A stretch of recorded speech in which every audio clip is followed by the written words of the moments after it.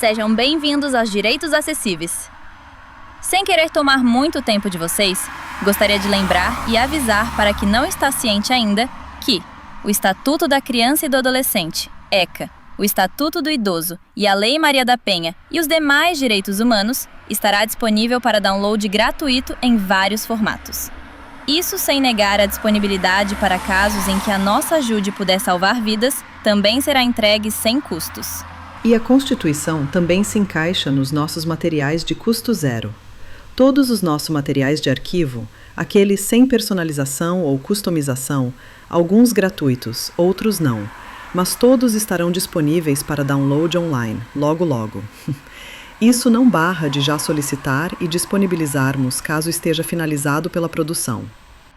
Pessoal, bem-vindas. Rapidinho, uma última colocação é que, devido à intensidade e quantidade de materiais produzidos, algumas falhas serão, acreditamos ser, inevitável vir a ocorrer, em maior ou menor frequência, até que com o tempo, com a ajuda de vocês, possamos ajustar para não ocorrer. Se assim perceberem algo, pedimos que nos avise, pois só assim poderemos melhorar. Caso tenha adquirido o produto em questão, lhe entregaremos outro de igual ou maior qualidade que o anterior. Fortíssimo abraço para vocês. Bons estudos. Agora é para valer. Fui! Começando.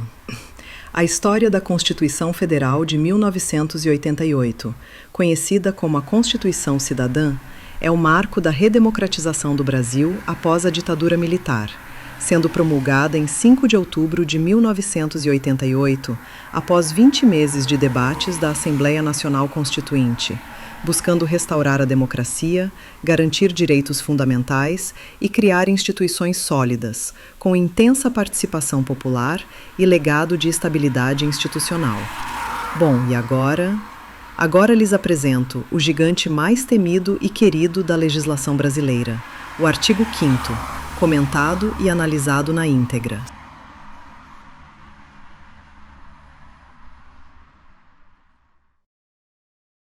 Olá e bem-vindos! Hoje a gente vai fazer um mergulho fundo em um dos textos mais importantes do Brasil, o artigo 5º da nossa Constituição de 1988.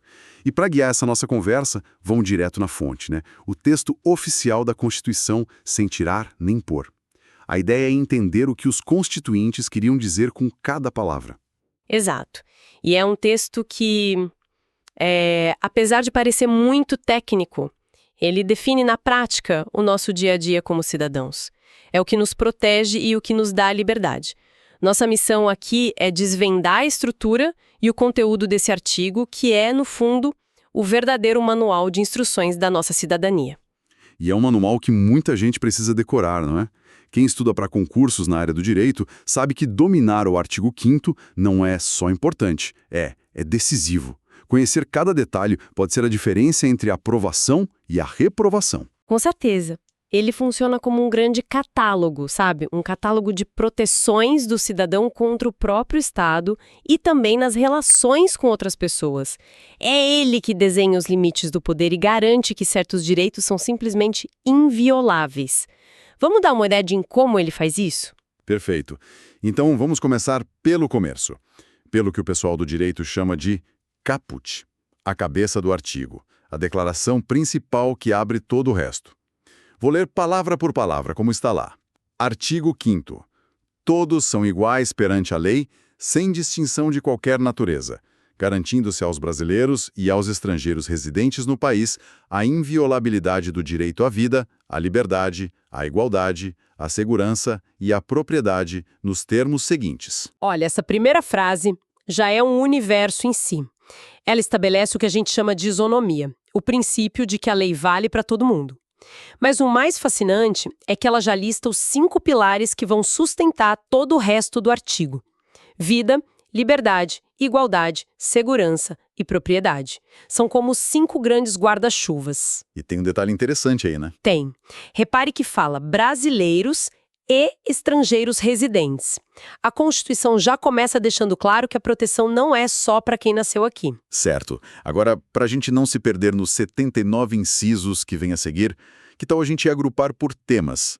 Acho que fica mais fácil de pegar a lógica. Ótima ideia. O primeiro grupo que salta aos olhos é o que protege a nossa esfera mais pessoal, as liberdades individuais. Vou ler alguns dos mais marcantes. Por exemplo, o inciso 1º.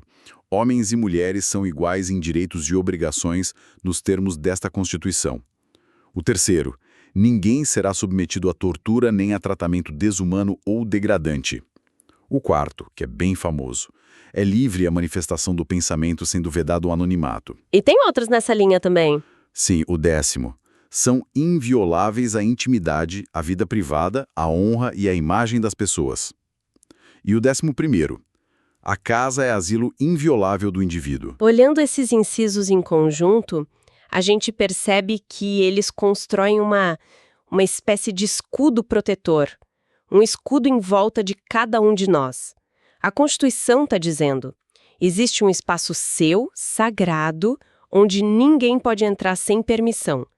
Isso vai desde a sua integridade física, proibindo a tortura, até a sua casa, sua honra, seus pensamentos. É a definição da nossa autonomia. E sobre esse inciso 4, da livre manifestação do pensamento. Ele tem uma condição, né? Sendo vedado o anonimato. Isso não parece um pouco contraditório? Especialmente hoje com a internet? Como a gente entende essa parte? Ótima pergunta. Não é uma contradição, mas um equilíbrio. A Constituição te dá total liberdade para se expressar, para criticar, para opinar. Mas, ao mesmo tempo, ela diz que você é responsável pelo que diz. A vedação ao anonimato é a garantia de que a liberdade de um não pode ser usada para destruir a honra de outro impunemente. Liberdade com responsabilidade. Exatamente. Esse é um tema constante no artigo 5º. Entendi.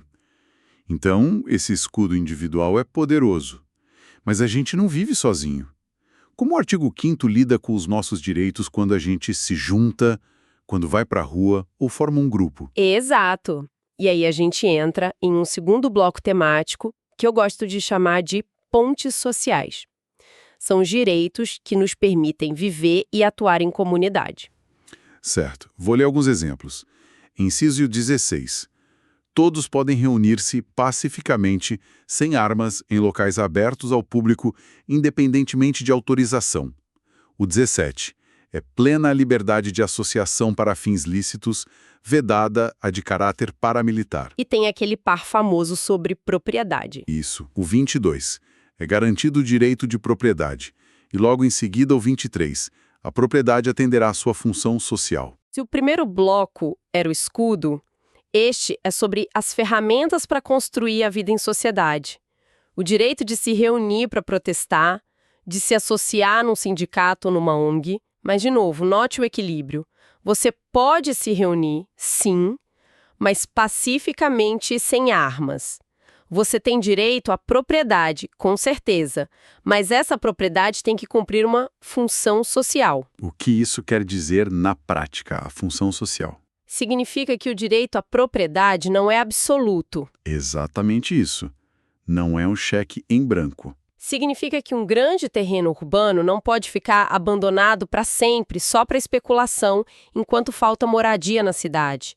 Ou que uma fazenda precisa ser produtiva e respeitar as leis ambientais e trabalhistas. A Constituição está dizendo que o direito individual de propriedade precisa estar em harmonia com o bem-estar da coletividade.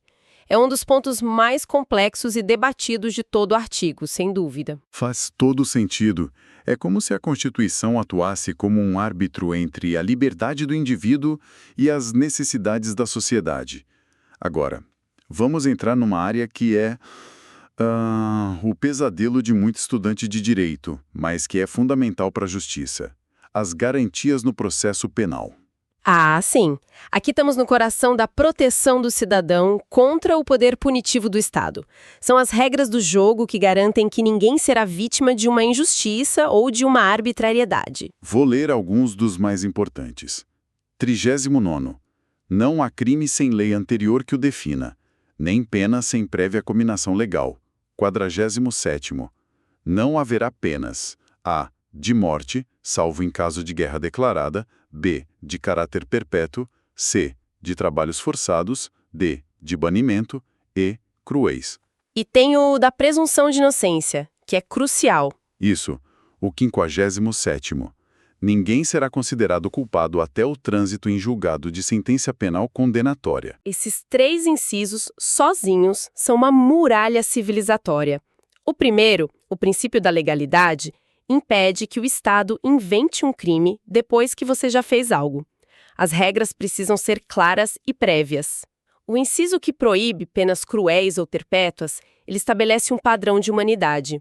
E o último que você leu, a presunção de inocência, é talvez um dos mais importantes e mais desafiados no dia a dia. Ele diz que, perante a lei, todos são inocentes até que se prove o contrário, com uma decisão final da justiça. E na prática a gente vê que essa presunção de inocência muitas vezes entra em choque com a opinião pública, com a imprensa. Constantemente. É uma tensão permanente. A sociedade, muitas vezes, quer uma condenação rápida, baseada em notícias ou suspeitas.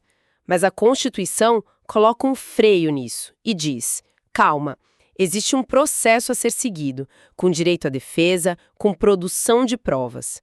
A culpa só existe ao final desse caminho. É uma garantia contra o linchamento e o erro judicial. É a diferença entre justiça e vingança. Ok, então a Constituição nos dá todos esses direitos. O escudo individual, as pontes sociais, as garantias processuais. Mas, e o que a gente faz quando um desses direitos é violado na prática? A gente fica só com um papel na mão? É aí que a coisa fica realmente genial. Porque a Constituição não só lista os direitos, ela também entrega ao cidadão uma caixa de ferramentas para defendê-los. São os famosos remédios constitucionais. São como chaves de emergência que qualquer um pode usar para destravar um direito que foi ilegalmente trancado. Uma caixa de ferramentas, gostei da analogia. Vamos olhar o que tem dentro. Inciso 68. Conceder-se-á habeas corpus sempre que alguém sofrer ou se achar ameaçado de sofrer violência ou coação em sua liberdade de locomoção. 69. Conceder-se-á mandado de segurança para proteger direito líquido e certo, não amparado por habeas corpus ou habeas data. E tem o de acesso a informações, né? Sim, o 72. Conceder-se-á habeas data para assegurar o conhecimento de informações relativas à pessoa do impetrante, constantes de registros ou bancos de dados de entidades governamentais ou de caráter público. Cada um é uma ferramenta específica. O habeas corpus, a mais famoso, protege nossa liberdade de ir e vir. Se sua liberdade de locomoção está em risco por um ato ilegal, é a ferramenta a ser usada. O habeas data é o seu direito de saber o que o governo sabe sobre você e de corrigir informações erradas. Já o mandado de segurança é uma espécie de ferramenta universal para proteger todos os outros direitos que não são cobertos pelos outros remédios. Por exemplo, o direito de um candidato aprovado em concurso de ser nomeado. É incrível pensar que essas ferramentas estão disponíveis para qualquer pessoa, não apenas para advogados. Exatamente. O habeas corpus, por exemplo, pode ser impetrado por qualquer pessoa, em qualquer papel, sem necessidade de advogado. É a Constituição dando poder diretamente ao cidadão para se defender. Já passamos pelo caput e pelos incisos, mas ainda tem os parágrafos no final do artigo. Eles parecem um manual de instruções de como todo esse sistema deve funcionar. O que eles nos dizem? Eles são a sala de máquinas do artigo 5º. O parágrafo 1º, por exemplo, diz: as normas definidoras dos direitos e garantias fundamentais têm aplicação imediata. Isso é poderosíssimo. Significa que você não precisa esperar uma nova lei para que seu direito valha. O direito já está valendo, direto da Constituição. Impede que os direitos fiquem só na promessa. E o parágrafo 2º? Ele parece abrir ainda mais o leque. Ele diz, palavra por palavra: os direitos e garantias expressos nesta Constituição não excluem outros decorrentes do regime e dos princípios por ela adotados ou dos tratados internacionais em que a República Federativa do Brasil seja parte. Isso quer dizer que a lista não está fechada. Exatamente, essa é a chamada cláusula de abertura. A Constituição de 88 foi inteligente o suficiente para saber que o mundo mudaria. Ela está dizendo: essa lista que eu fiz é o mínimo, não o máximo. Isso permite que novos direitos sejam reconhecidos como fundamentais mesmo não estando escritos ali. Você pode dar um exemplo de um direito que poderia entrar por essa porta aberta? Claro! Hoje se discute muito o direito ao esquecimento na internet, por exemplo, ou o direito a um meio ambiente limpo e saudável como um direito fundamental. Essas ideias não estão escritas com todas as letras no texto de 1988, mas elas derivam dos princípios da Constituição, como a dignidade da pessoa humana e a proteção da vida. Essa cláusula de abertura é o que mantém a Constituição viva e relevante. E os últimos parágrafos reforçam essa conexão com o mundo, não é? Eles falam que tratados de direitos humanos podem ter força de emenda constitucional e que o Brasil se submete ao Tribunal Penal Internacional. Isso mesmo. Eles basicamente conectam o nosso sistema de direitos ao sistema global. É o Brasil dizendo que faz parte de uma comunidade internacional que leva os direitos humanos a sério e que está disposto a ser fiscalizado e a dialogar com o mundo sobre isso. É a modernização do nosso sistema de proteção. Fica claro, então, que o artigo 5º é muito mais que uma lista de regras para concurseiros decorarem. É um projeto de sociedade, um manual vivo de cidadania e, bom, o pilar que sustenta a nossa democracia. Sem a menor dúvida. E para deixar uma reflexão final, com base nessa ideia do parágrafo 2º, de que a lista de direitos não é exaustiva, fica a provocação. Que outro direito que não está escrito explicitamente no texto poderia ser considerado fundamental hoje, com base nos princípios e no regime que a nossa Constituição adotou? Pensar sobre isso nos ajuda a entender como o direito evolui junto com a sociedade. Ótima provocação. E olha, para quem está se aprofundando nesse tema, é bom saber que o conteúdo pode ser adaptado para vários formatos que ajudam na memorização e no aprendizado. Ah, sim, existem muitas ferramentas hoje em dia. Exato. Existem possibilidades de ter uma versão musicada do artigo, e dá até para tentar adaptar ao estilo musical que a pessoa preferir. Tem também infográficos visuais, narrações em áudio para ouvir em qualquer lugar, vídeos explicativos detalhando os incisos, e até cartões de aprendizado, os flashcards, para uma revisão rápida. As ferramentas disponíveis para aprofundar o estudo são muitas.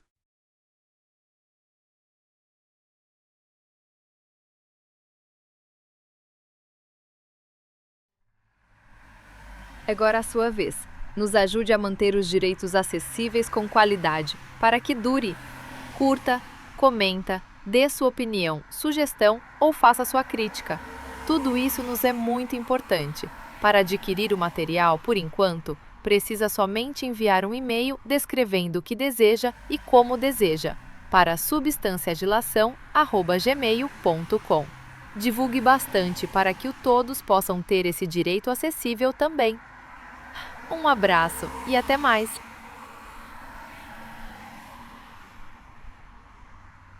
Dilação, não. Ai, ai. Corrigindo. Substancialização.